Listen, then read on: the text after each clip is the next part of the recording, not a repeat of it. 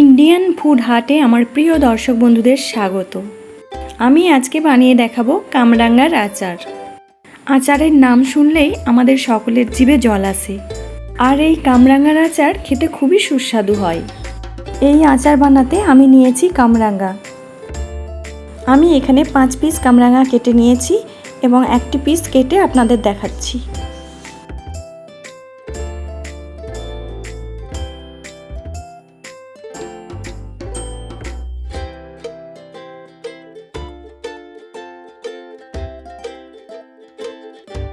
এইভাবে মোট 6 পিস কামরাঙ্গা আমি কেটে নিয়েছি। এখন এই কাটা কামরাঙ্গাগুলোকে ফ্যানের নিচে 1 ঘন্টার জন্য রেখে দেব।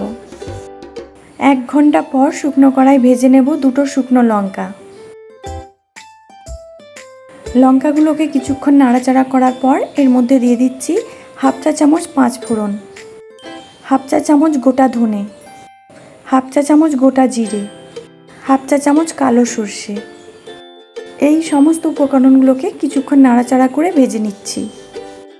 ভাজা হয়ে যাওয়ার পর এই শুকনো মশলাগুলোকে গুঁড়ো করে নিতে হবে।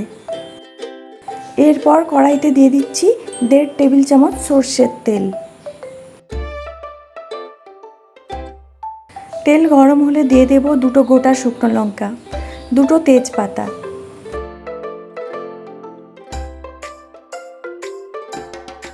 কয়েক সেকেন্ড নাড়াচাড়া করার পর এর মধ্যে দিয়ে দেব 1 চা চামচ রসুন কুচি। রসুন কুচিকে হালকা নাড়িয়েই এর মধ্যে দিয়ে দিচ্ছি কামরাঙ্গাগুলো।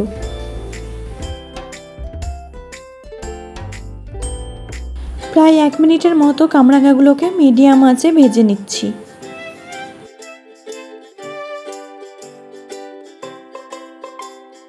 এখন কামরাঙ্গার মধ্যে দিয়ে দিচ্ছি 1/2 চা চামচ নুন ও 1/2 চা চামচ হলুদ গুঁড়ো। আবারও কিছুক্ষণ নাড়াচাড়া করে নিচ্ছি।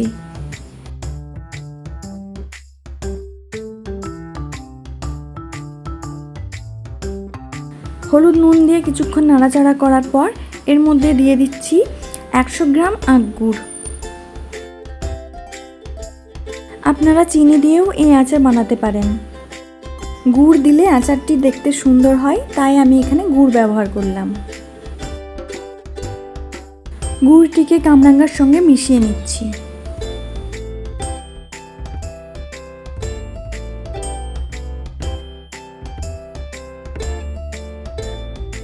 এখন কড়াইতে ঢাকা দিয়ে লো আঁচে প্রায় 5 মিনিটের জন্য এটিকে হতে দেব। 5 মিনিট পর আপনার ঢাকনা খুলে নাড়াচাড়া করে নিচ্ছি।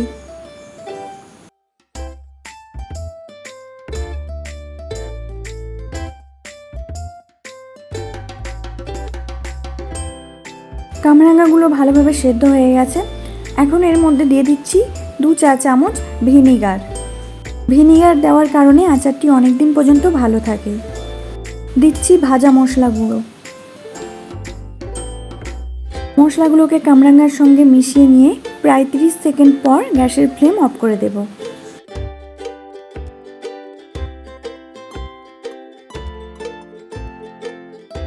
গ্যাসের ফ্লেম অফ করে দিয়েছি। এখন আমি এই আচারকে একটি প্লেটে সার্ভ করে দেখাচ্ছি।